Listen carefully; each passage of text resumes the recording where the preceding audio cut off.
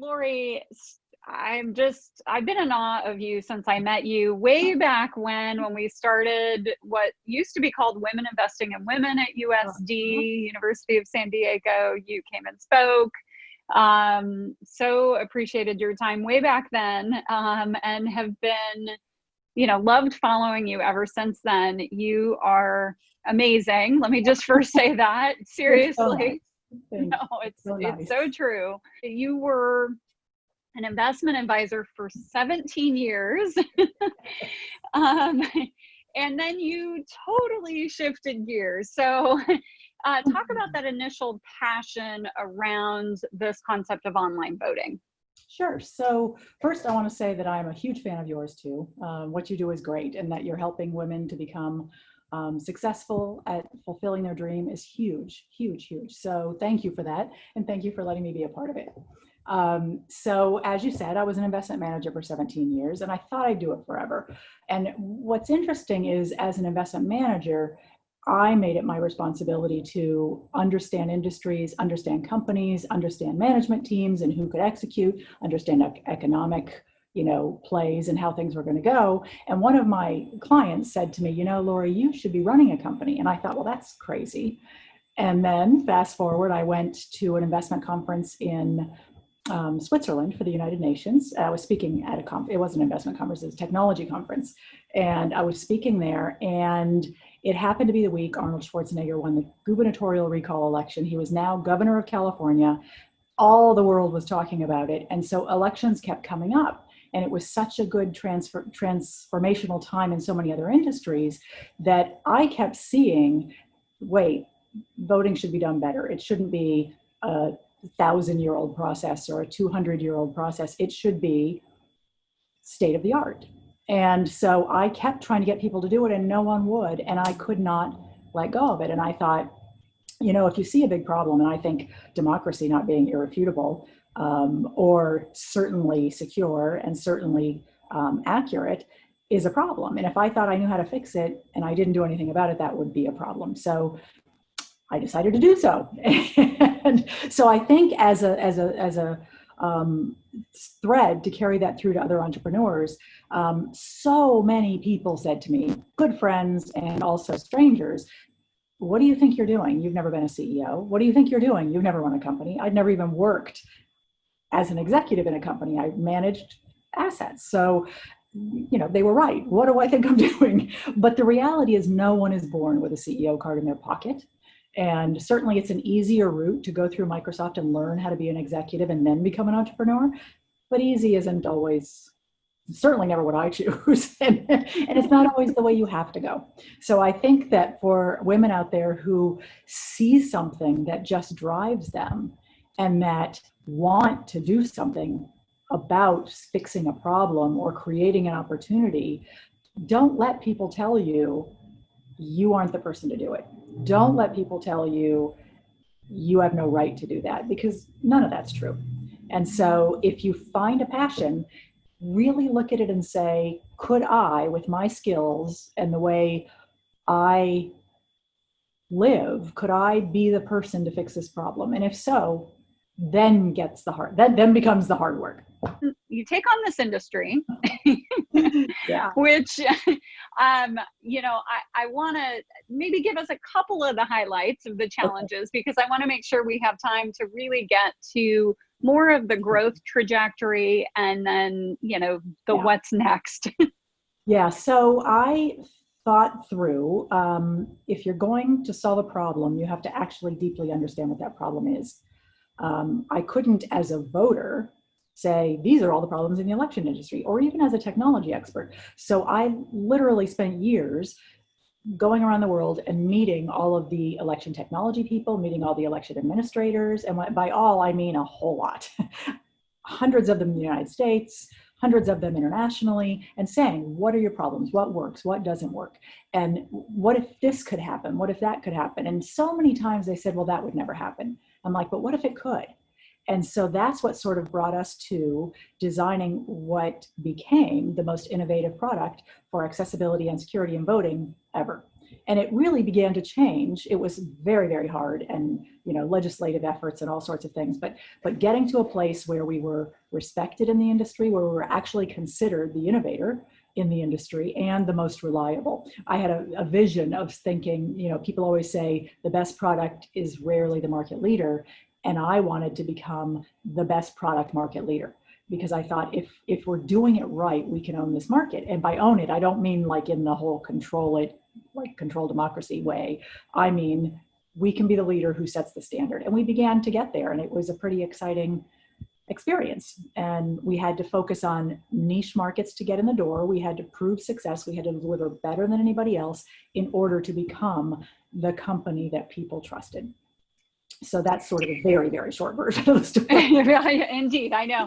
I want to dive into some of those niche markets to get that off the ground. I know that your fun claim to fame, I think it was at the Oscars that adopted your platform. The Oscars and the Emmys. And the Emmys, okay. And that was very exciting. And that was definitely a fun claim to fame. But it was also, truthfully, the reason that I so badly wanted to win the Oscar contract, long before they even knew they were looking for a contract, was because they're so high profile and they care so much about integrity, that it was clear to me that if we could do that, if we could get their trust and then deliver successfully, that we would have such a badge of honor. And that would take us to a lot of other places. And I'll tell you, having done government elections throughout the world, almost everyone says, oh, but you did the Oscars. Even government officials say, but you did the Oscars. So that is definitely a thing. Having a customer that is considered a wow factor really makes a difference when you're trying to grow a business in a place where there's a lot of competition and a lot of hesitance to change. Yeah. And then the other markets you started, if I understand correctly, you started with expats, military, folks that couldn't walk into the ballot box and in person put in their vote. Is that right? We started thinking about what are the most severely disenfranchised groups that election officials who have to buy voting systems will want to serve. And it turns out that data was coming back around the same time on studies that showed 70% of people in the military or expats that were overseas who tried to vote remotely did not have their votes counted.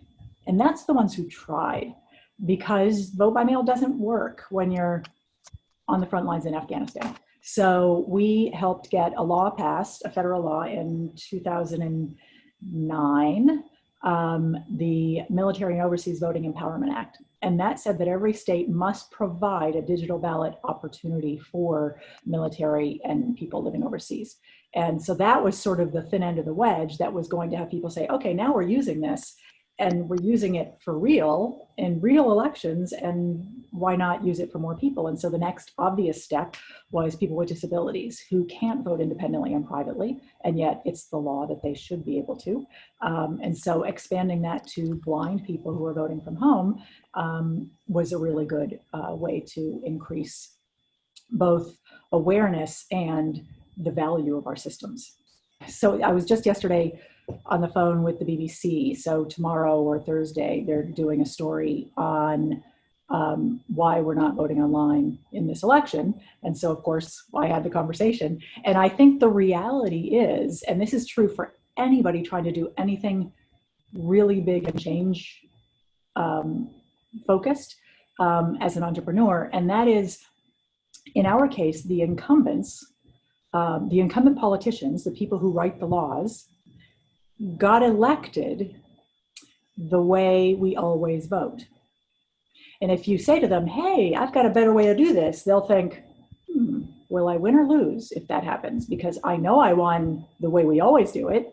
And so the reality is that they're hesitant to make a change. And we honestly had, for both sides of the aisle, we had a really good story. We can increase security and we can increase accessibility. And so that was really important. So we were to the point where, because we were going through certification of our voting system, federal certification, we were the only digital voting company going through for federal certification, and we had gotten the first level of certification. So with that certification, we would have been able to sell into states as a regular mainstream voting program or voting system. So we had, after 14 years, battled that argument hard and begun to win. Just changing the world, no big deal. Well, begun is the word. Yeah. Well, my goodness. And of course, this is all, you know, really a hot topic right at this very moment that we're speaking with the Trump administration. Yes, that whole mess, but we'll save that for another day. Yes. Goodness grief. So Lori, as you grew the business, give us, you know, kind of just major phases in regards to staffing, raising dollars, you know, what were the biggest milestones for you? So when I started the company, I was self-funding, bootstrapping. I found what I thought it would be smarter if I could find a good technology to buy it versus build it, because I wanted proof points of success. I didn't want to start with, we're new, but trust us. So my first round of funding was when I acquired the technology for Everyone Counts. And that was an angel round, and I think it was $1 million. And we continued to raise money sequentially, and as most entrepreneurs out there will understand, permanently, not by design, but just that's the way it works. And so I ultimately ended up, so we had all the team in Australia, then we started hiring in the US. Australia is where I bought the technology. And as we grew and began getting into government elections and, you know, super high integrity like the Oscars or like CalPERS, we began growing the engineering team and growing the marketing team. And so at one point, at the point where we were getting our federal certification, we were at 125 people and we raised a total of $40 million. Wow. So that was a long process, and I do it a little differently this time. Okay, so let's, as you reflect, you know, what are those things that stand out if you said, okay, if I get to wipe the slate clean and do it all over?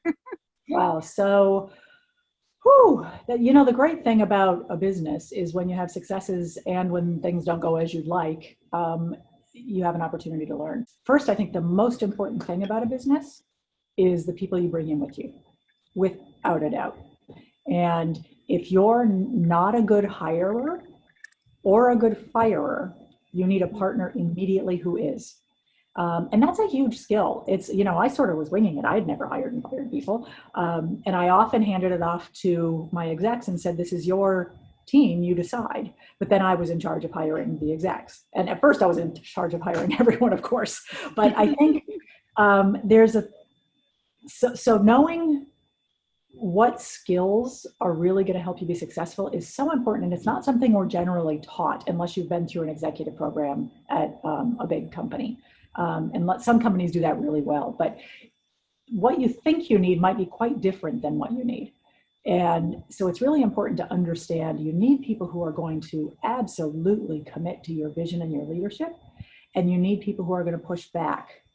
And then people who can grow their own teams is super, super important. So I think, and only hiring the best and just waiting until the right person. Don't never say, but I need someone. And people always say, but I need someone now. And then it's a disaster, or at least it's not a success and you start over. And then on the other side, if it's not working for someone, no one likes to fire anybody. It's just so painful. But the reality is, and someone said this, I wish I'd have thought of this sooner, but if you're letting someone go, you're really doing them a favor. If they're not the right person for the job, they're not happy either. Unless everyone's just delusional and no one's happy at all and the business is going to fail, but that's a whole different story. If you're there, that's just give up. But but the reality is, if you're all, people want to be part of a mission, they want to be part of accomplishing something, and they want to be good at their jobs. And one of the things that I loved about being an entrepreneur was being able to hire people and telling them honestly that my intention was to give them a challenge that would be very, very hard, that would have really important outcomes if they were successful, and that would allow them to be the best they could be in their career. And that is such a gift. I have a very different perspective now than many people in the US have on raising capital. I am hopeful that the whole capital raising world changes dramatically, not just to be inclusive and fair, but honestly, for people to think about what the point is. So I would suggest that it's become very popular to raise money. It's definitely considered, a feather in your cap. It's considered, like she's a success. She raised $40 million. Well, I don't know if that's successful. I don't know if it was the right thing to do, but I did it because I thought it was the right thing to do, and I thought I needed to do it at the time. And so what I would say to any entrepreneur and any woman who's thinking about a business is there a way to grow that business without raising money? Is there a way to get your proof points without raising money? Is there a way to get a first customer instead of raising money? And the truth is, not all businesses are meant to be unicorns. And there are lots of great businesses that employ 10 or 100 or 2,000 people that don't need to grow to $3 billion or $10 billion. And those are good companies and good businesses to have. So I would ask women who are thinking of starting a business and becoming an entrepreneur to remember that entrepreneur doesn't mean necessarily SiliconValley.com going public. It could, if that's what's right for your business. But the reality is, what are you trying to do? What's your mission? What's your vision? What does that look like in reality? And how do you get there instead of, okay, you're raising money, or okay, you're starting a company. What about raising money? What about venture capital? What about going public? What about becoming this big thing? How about just what are you trying to do? And how do you be really amazing at it? And I feel like that's an important thing to think about when you're thinking about becoming an entrepreneur. Deciding to be a company that raises capital means that a good part of your job as CEO is managing those people and that capital. And that's a really different thing than growing a business. And it's a really different thing than serving customers. And there's a crossover and there's a fit, but it really does change your job description if you decide to become a capital raiser. And then these folks, ideally want their money back in some way, shape, or form, right? Yes, they do. Yeah, so I reached a point where the investors that I had most recently brought in and I diverged on what the next steps for the company should be. And I know my business and I know my company, and I knew what was right for me, for the company, for most importantly, for the company, for the employees, for the customers, and for the investors, for all investors. And so I put a stake in the ground and said, this is what we'll do. And they said, this is what you'll do. And I said, I won't do that. And so I left. And that was the hardest thing on earth because this was honestly my baby. And so leaving was really, really, really hard, but I had to because it didn't make sense. I couldn't live with myself if I stayed and did something I didn't believe in, because people over the years had grown to trust me completely. The customers, the investors, the employees. And if I stood up with a different story, they would believe that story. And I couldn't go there. And so I ended up leaving and the company was sold. I'm disappointed about how it was sold because it could have been a great thing and it wasn't. So in the end, everybody lost out, which is disappointing because the company who bought it couldn't make it work, couldn't make his business work. And so he went out of business. So yeah, but I have ideas about what would have made more sense on the sale. And frankly, if they would have called and said, okay, this isn't going to work without you, we're going to sell it, help us, I would have easily helped to sell it. And so I know exactly how I would have done that strategy, because when you run a business and you run a business that is technology based and that has investors and that has an industry where there are lots of acquisitions and mergers, then you're always thinking about those things. So to me, there were some really good potential fits, but unfortunately, you need someone who really gets the industry and is really experienced and trusted in the industry to make those things happen. So a friend of mine who was going through something kind of similar called me the other day, another entrepreneur, and said, how do I decide what the right thing to do is? And I said, for the next 3 days, don't talk to anybody and just try to sit back. This is really hard, but try to sit back and imagine yourself in 10 years. What do you want your story to have been if this ends? If it gets sold, if it closes, if you stay, whatever it is, what do you want the story to have been? How does it play out? Not now when you're in it and panicked by perception and your own personal dreams. And like, you can easily get caught up in, this is what I have to do today, I have no choice. It's never the case.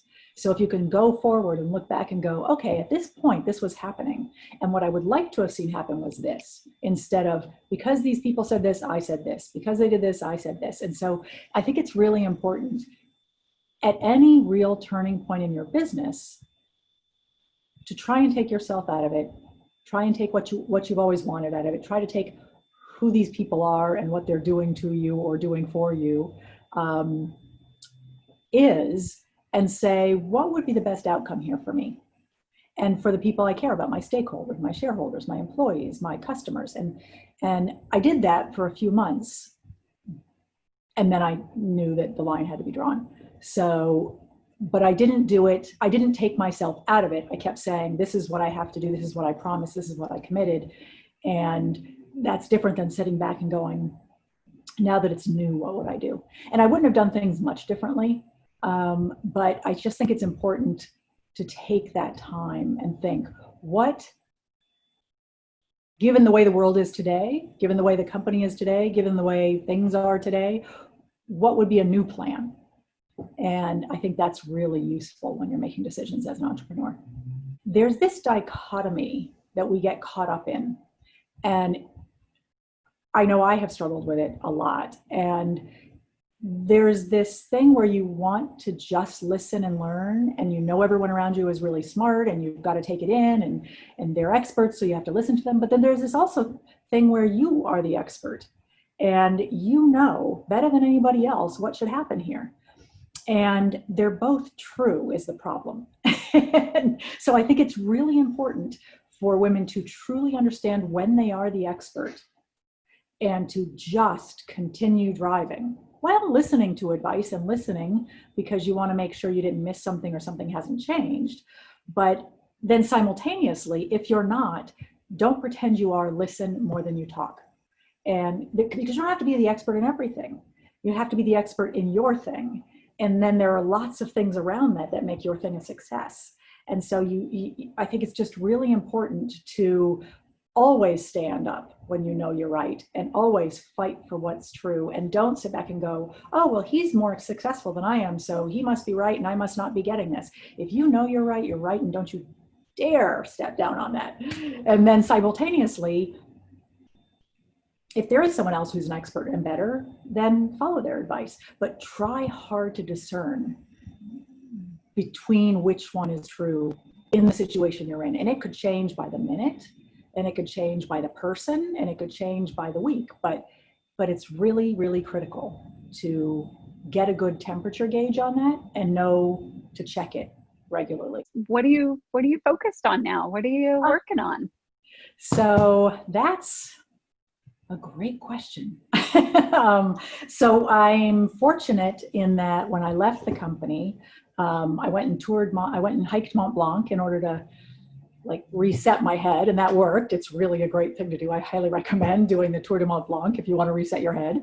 And I came back super excited because what I did is I spent a few months I'm fortunate to know a lot of really smart people. And so I kept saying to my super smart friends, so what do you think the biggest problem in the world is? So what do you think needs change? What do you think new trends are going to be? And I got a few voting offers and I got a few CEO offers. And I was just not compelled for any of them. except one that sounded pretty interesting. And then I got cancer. So I had to stop and deal with that, which was important because honestly, had I been working, I don't think I would have stopped and I might not be here right now. So I unfortunately had to spend the next 18 months dealing with it, but that's over now. So now I have been continuing on those thoughts of what's the most important issue, what's happening in the world. And I think the reality is those issues are becoming bigger and bigger every day. And so I started a consultancy company called Thriving Blue Dot. And we work mostly to help entrepreneurs, governments, nonprofits try to turn their vision into reality. And by reality, I mean an operational success. And it's so easy to have a vision and it's so hard to make it into an operational success. And it's really important that you marry operational excellence with grand vision or it'll never work. And so I'm doing some consulting on the side. I'm doing a bit of board work, mostly around technology and education and technology and innovation, naturally. So I don't know where that's all going to play out, but I'm really interested in continuing to figure out where the big problems in the world are and how I can help move them in the right direction. I love it. I have no doubt. Great things are coming. Well, Lori, thank you so much for your time. I so appreciate you and what you're doing, what you've done, what you will continue to do here in San Diego. Thank you for asking me to do this. I really appreciate it. You're doing great work, and anything I can do to help you, let me know. Thank you. And I'm still going to tackle you someday for that glass of wine. So I'm in. All right. And I look forward to it.